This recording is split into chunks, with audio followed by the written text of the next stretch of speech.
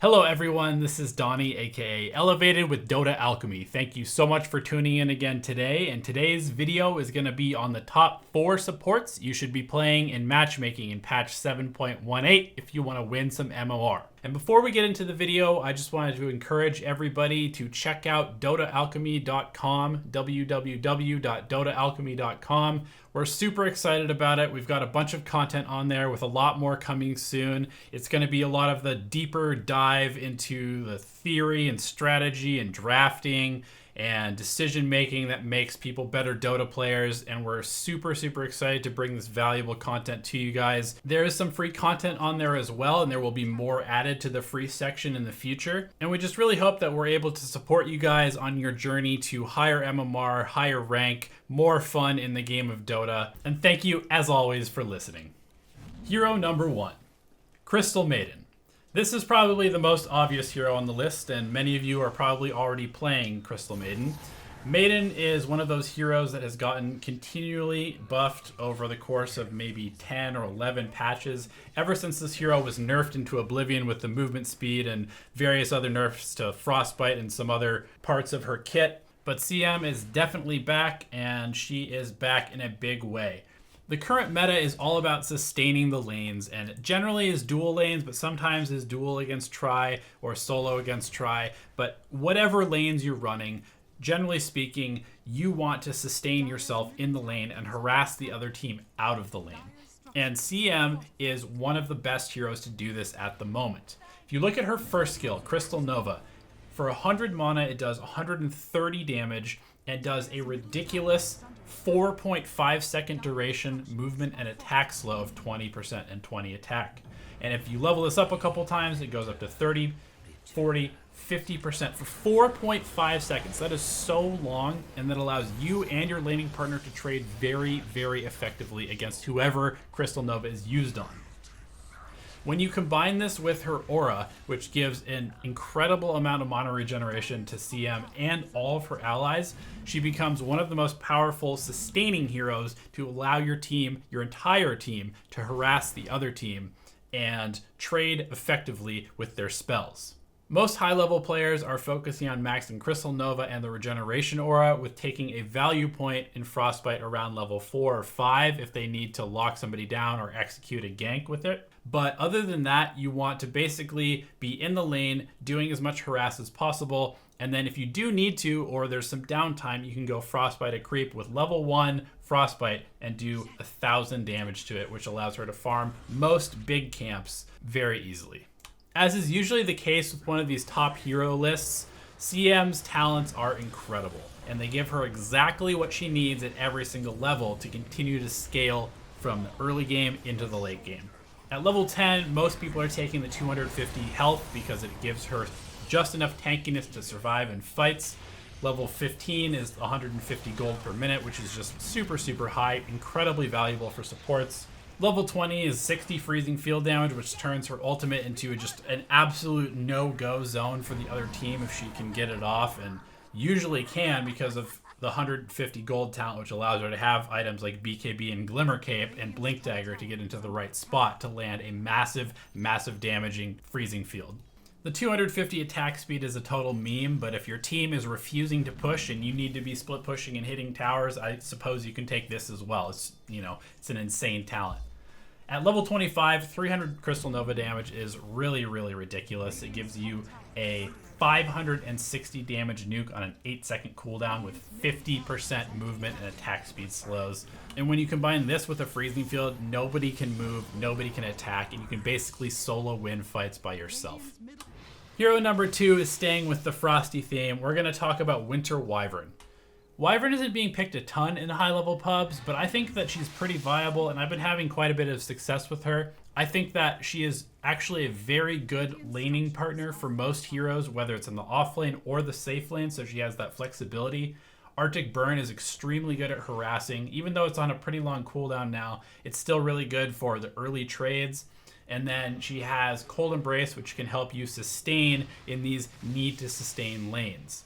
Beyond that, Splinter Blast has always been one of the best pushing spells in the game, and this allows you to delay the other team's timing pretty significantly if they're trying to roll down a lane, or it can help you shove the wave into your opponent's face in the early game and dive them under tower or side pull to get some extra experience.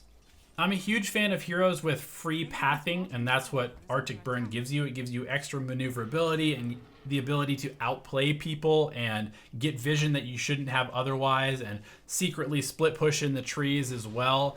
And of course, her ultimate, Winter's Curse, takes a little bit of getting used to, but once you get used to finding the right targets and landing this spell with good timing, it can be a completely game-changing, fight-winning ability, even though it is no longer incredibly broken like it used to be. And it also has the added bonus of countering BKB heroes for a significant amount of their BKB time. So basically, you have good sustain, good harass, good push, and a game-changing ultimate in one hero. Now let's go ahead and look at her talents. At level 10, you get 90 gold per minute, which is a pretty early gold talent for a support hero, and something that can really help you scale towards the later stages of the game and keep up with wards at the same time. 60 damage might seem nice, but 90 gold per minute on a support is just way too valuable to pass up at level 10. Level 15, you have two really nice talents. 350 health can be super useful if you're getting focused a lot, and 500 night vision can be massive if you are flying over trees with Arctic Burn and trying to land a perfect Winter's Curse at the right time. Her level 20 talents are fairly mediocre, actually, and that's kind of what keeps Wyvern from being a really god tier hero, I think. Depending on the game, you can either go with more stave from the Cold Embrace duration, or extra slow and disable with an additional 15% your Arctic Burn slow, which takes it up to 55%, which is quite a lot. At level 25, you get quite a bit of value with either a 7-second Winter's Curse, which is really insane if you need to lock down BKB heroes, or I think the better talent is the 2-second stun on Splinter Blast, which is just incredibly annoying to deal with. And considering that her cast range on Splinter Blast, especially with an Aether Lens, which is one of the core items on this hero, you can just be AoE stunning people for 2 seconds from like a million miles away in fights and never even be close to being in range to take damage. Wyvern is one of the best heroes to D-push and keep other teams from high grounding you with, and I think that she's one of the best heroes at delaying the game to allow your greedy cores to catch up and actually take over the game. Hero number 3 is Pugna, and this is sort of a special hero to me. He's one of the heroes that I wanted to learn when I was working with Pugna.com. I thought it was mandatory that I should be good with this hero because I worked for a company with the same name. And so I spent a lot of time trying to figure out how to play Pugna well, and not being a very good mid player, I lost a bunch of games mid and then resorted to trying him as a support. And now I'm definitely running him as a support almost 100% of the time. And here's why. Earlier we were talking about how much value Crystal Maiden gets for 100 mana doing 130 damage. Pugna does 100 damage for 85 mana on a 5-second cooldown with Nether Blast. This skill is actually pretty easy to land because the AoE is so big, and it allows you to trade very well with supports. I usually run him as a off-lane support, but he also can work as a safe lane support, and you kind of just abuse his really long attack range and fast movement speed. With a Windlace, he has 355 movement speed at the start of the game, and this allows him to actually delay getting boots for quite a long time if you need to buy wards or get other items. And while he might not be as strong of a laner as the two previous heroes I mentioned, he makes up for that as soon as the enemy leaves the lane or he gets any tiny amount of space. Nether Blast is one of the best pushing spells in the entire game, and that means that Pugna can literally make up for an entire team's lack of push by himself as a support. Once you get 3 levels in this skill, you can push out waves with just 2 blasts, so it only takes you about 5 seconds to do that, and then you can destroy towers and just abuse the fact that you're super fast, you're super slippery, and you just pop in and out of the trees and just nuke down the waves, nuke down the towers if the other team is busy trying to 5-man down one of your other lanes. Or even if they're not 5-manning, Nether Blast is one of the lowest risk pushing spells because you can just leave it and run away. And once you get an Aether Lens, you can actually just push towers for free without ever having to get into their range to deal damage to them. Decrepify is a nice save and setup tool that allows you to combo with your friendly heroes or even save allies who are being gone on by something like a PA or a Weaver or a Wind Ranger or any hero that relies primarily on physical damage. And it also happens to be the strongest magic damage amplification in the entire game, 60%. If you combine this with a Veil, you are doing almost double damage with every single spell on your entire team to any hero that is decrepified. I've been experimenting a little bit with Nether Ward in the early stages of the game. If I'm facing a lane like a Bristleback Sky or an Axe Sky or any one of those spamming lanes that seem to be very popular these days, Jakiro, Wind Ranger, anything like that, if you just drop the ward in the trees of your safe lane and you just kind of sit behind it and protect it with Decrepify, you can actually make it so these heroes that would normally be completely abusing your safe laner have to suffer the consequences for doing so. And I'm a big fan of things like Tombstone and Nether Ward and Supernova that basically make the other team focus something other than the heroes that are in the middle of a fight. Otherwise, they take a whole bunch of damage. And so with good Nether Ward placement, you can actually do an insane amount of damage in team fights, or you can make the other team focus something and then decrepify it so they actually can't kill it. And then that essentially stuns the heroes that are changing targets to try and kill your Nether Ward and are unable to do so for a few seconds as well. Finally, Life Drain is incredibly useful. It's one of my favorite skills in the game because of how much versatility it actually gives. Combined with Decrepify, it allows you to solo kill a lot of heroes that would normally prey on a squishy support in the early and mid stages of the game, which allows you to play pretty aggressively and split push and be in some positions that other heroes like a Crystal Maiden, for example, might not want to be in because they would just end up feeding. You can also use Life Drain to save allies by life draining them and feeding them your life if they're being gone on. This is super good at saving people in Chronosphere, for example, or any other big ultimate or an Axe Call or some other form of initiation. And it can also be used as a sort of mobile fountain effect because you can top up heroes right before you go push high ground after you just want to fight, and you can even restore allies' mana with Life Drain. And I think that the low committal push of Nether Blast, the save of Decrepify, the Nether Ward to kind of create a safe space for you to fight in, and then the ability to heal yourself and allies with Life Drain, it actually combines to make Pugna one of the best sieging heroes in the entire game. And I know that this is something that a lot of pubs struggle with, pushing high ground ending games, and I think that this hero in particular can help you fix this problem. Like the other heroes on this list, his talents are good or really good at most levels. 225 health at level 10 makes him tanky enough to survive in fights, which he really needs. Level 15 is sort of a toss-up between whether your Nether Ward's getting killed a lot or whether you need to push faster, in which case you go the Nether Blast cooldown. I usually go cooldown because I just make sure to carefully place my ward so it's not getting focused as often. At level 20, you can either boost the utility of your Life Drain in terms of survivability or saving your allies, or if you have a BKB and are able to just kind of blink in BKB and then just Decrepify and Life Drain a target and solo kill them, that can also be extremely potent as well. And at level 25, I'm usually going for the 200 Nether Blast damage because it allows you to push even faster, 525 AoE damage to buildings on a 5-second cooldown. It lets you solo take racks by yourself. You can split push in end games by yourself with this hero. But sometimes the Nether Ward damage can be sneakily powerful. It actually makes it 3.75 damage per mana spent, which makes it incredibly good against heroes that are constantly casting spells like Zeus and Skywrath and Lina, Shadow Fiend, or anyone with a lot of active items. People will absolutely kill themselves to your ward without even realizing what's going on. And the final hero that I wanted to focus on is Phoenix. Phoenix is one of my favorite heroes in the game, and it's one of those heroes that has really kind of come into its own with this dual lane meta because Phoenix is a hero that needs levels, and it needs a lot of them to have a big impact. Phoenix is a little tricky to play because he hurts himself when he casts spells. He's very slow, has very low armor, but he has become very popular in high-level pubs, and I think we'll see a lot of him at TI unless the meta significantly changes between now and then. Phoenix is a hero that doesn't lane very well until he gets to level 3 about, but he's still pretty useful because he has a decent slow and the ability to make it really, really hard for people to last hit, which can be really, really good in a dual lane where you're fighting for every single last hit and deny.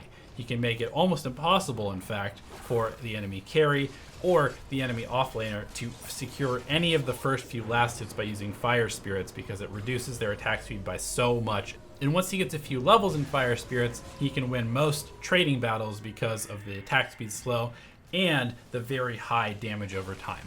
Don't underestimate the 4-second 28% movement speed slow on Icarus Dive either. And again, like Winter Wyvern, this is an ability that allows you to easily go over impassable terrain, which makes you hard to kill and can allow you to snatch bounty runes and get vision in places that most other heroes can't. Sunray is a spell that used to be completely broken when it was pure damage, but has been mostly ignored until fairly recently, and I've specifically been watching some of Robot Vice, Alex Dagger, PPD's brother, play Phoenix, who's a very good Phoenix player, and he likes to get a lot of points in Sunray early. And the reason for that is it allows you to win early fights that are close. It allows you to heal your allies a lot while also doing damage at the same time to anybody they might be man fighting. And Sunray can actually push waves very easily as well. Sunray is great for sustaining pushes, and it can be a massive damage dealer in the early game with just a little bit of setup.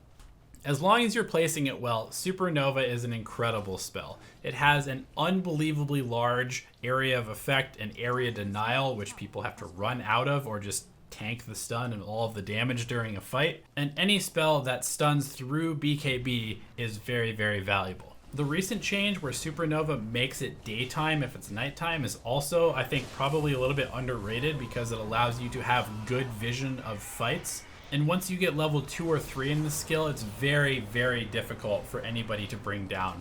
One thing I've been doing a little bit and seen people like Alex Dagger do is to get a early Aghanims, like basically rush and Ags after like a couple early game items because of the save. It's like when Weaver was being played as a support simply because the Ag save was so good on a hero like Medusa. Supernova is pretty similar, and I think there's even some combos out there that nobody's really experimented yet, like being able to refresh Metamorphosis on Terrorblade, which seems pretty broken to me. And if we look at Phoenix's talents, they are very, very good. At level 10, 90 gold per minute is nice on a hero that does very well with items, especially if you're trying to get a fast Ags. But 8% spell amp is also incredible because Phoenix is one of those heroes that really just kind of craps out damage. It's sort of like Zeus in that sense, where you can be a support that has almost the highest, or if not the highest damage on your team if you're landing your Fire Spirits and using all your spells at the right time.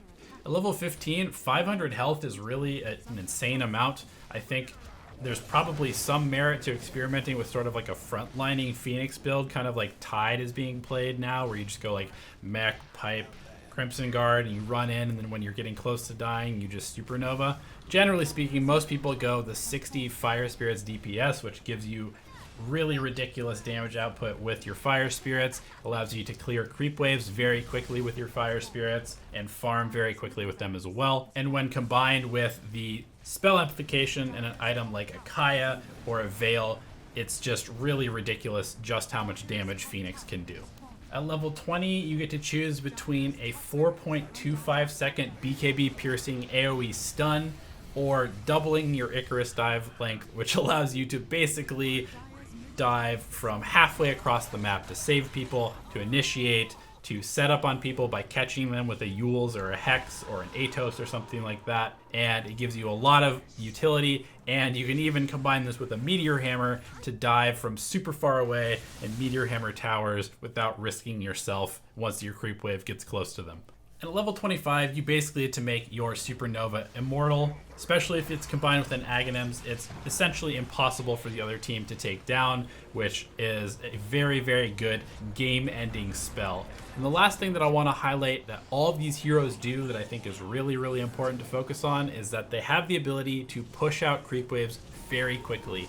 And all these heroes do a lot with farm, and they have the ability to acquire farm. So if your team is behind and you're having trouble pushing out of the base, one of these heroes can go sacrificially push out the lanes, get a bunch of gold. Maybe you die, but usually you just kind of slippery, push out the waves, even pressure towers by yourself while getting a bunch of core level farm and making space for your team. Thanks so much for watching, everyone. I hope you enjoyed this video.